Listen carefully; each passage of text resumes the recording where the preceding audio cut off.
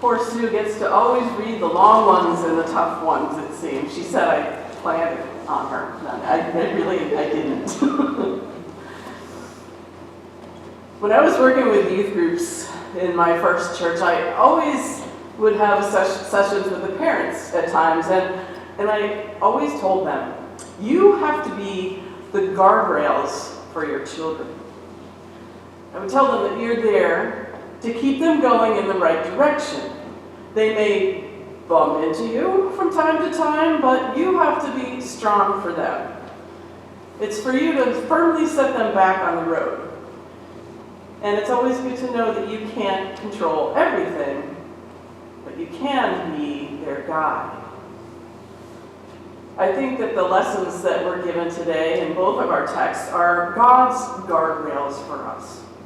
In the ancient story, before we get to this passage in Deuteronomy, of course, Moses has gone up to the mountain. He's come back down with tablets inscribed with the 10 Commandments, or as we like to call them, the 10 best ways to live. And what we hear today now is the last words of Yahweh before the people enter the promised land. And it's the explanation of what it means to share in this blessed covenant with God. And so those words about choosing life or death, they're not a threat, they're a reality. I think the Common English Bible says it best, closest to the Hebrew wording, when it really says, choose life and what's good versus death and what's wrong. The ways of life and death, or also perhaps better said, the ways of fulfillment or misery, they lie before us. And God gives us the choice of which direction to choose. Now God chooses us, and God's ways are our guardrails. The choice is up to us, is whether we choose to walk with God. Choose life, we're urged.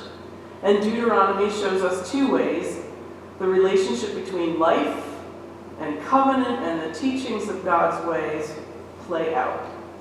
And it's, if you do happen to want to look at it in the Bible, it's in those few short verses. They start with verse 16, love God, walk in God's ways, and keep God's commandments.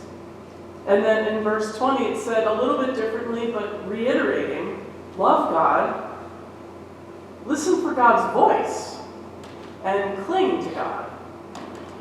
And this is at the heart of how we stay in right relationship with God. And it's exactly what Jesus was getting at in what seems to be a long or prolonged conclusion to Jesus' Sermon on the Mount today.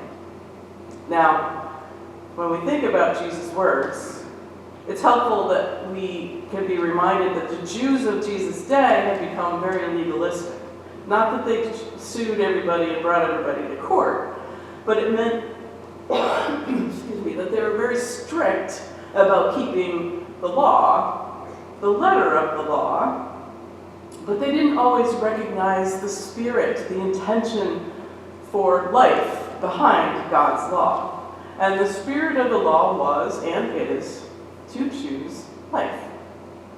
So, obviously we heard Jesus expound on various subjects here, but underlying all of them is the same principle. And I'm not going to go into all the other ones, but I will talk about the murder one first. The law says you shall not murder. Jesus says, but I tell you that anyone who is angry with a brother or a sister will be subject to judgment. Now, Jesus says, the law says, and then he follows it up, but I tell you. And it might sound like he's kind of wiping out the law and saying something new, but he's not. Instead of replacing the law, he's intensifying what the law means. So, expanding on the concept with murder, he is expanding on what it means to take life away. So the Old Testament law condemned murder, but at the heart of that law lies a respect for the life of another.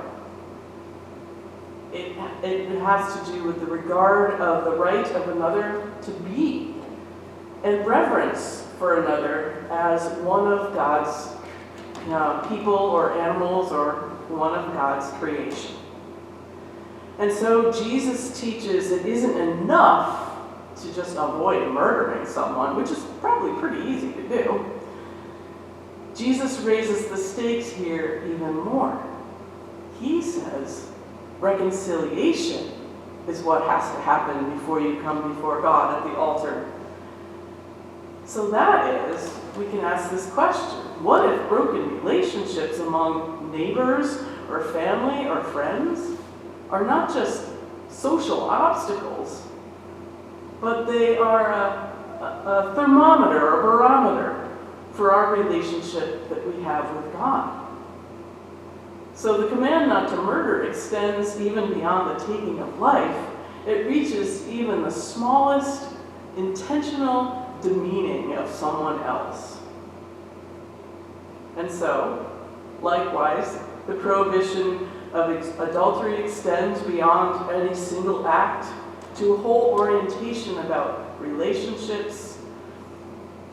The bottom line is that it's all about relationships. And both of our lessons today help us define how we're supposed to live with one another. And if we choose to let our lives be guided by God's guardrails, then we, in turn, become the example to our fellow brothers and sisters on this journey that we call life. I like the way Eugene Peterson's biblical language in the Message has Jesus teaching. He kind of spells it out in more of a common language that we can understand. It's like Jesus said to us today: if you trivialize even the smallest item in God's law, then you only trivialize yourself. So take it seriously. Show the way for others, and you will find honor in the kingdom. So unless you do far better than the Pharisees in the matters of right living, you won't know the first thing about entering the kingdom. So to expand on that bottom line, that it's all about relationships, God's guardrails, God's tenets, God's law, if you want to call it that, they're meant for us, they're meant for all of us, and they're meant to foster our flourishing as human beings at every level, including the deepest levels of our hearts and minds.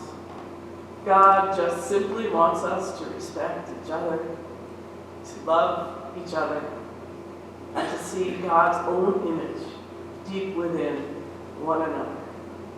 So the next time you're out driving and you see guardrails, think about God guiding you on this journey we call life.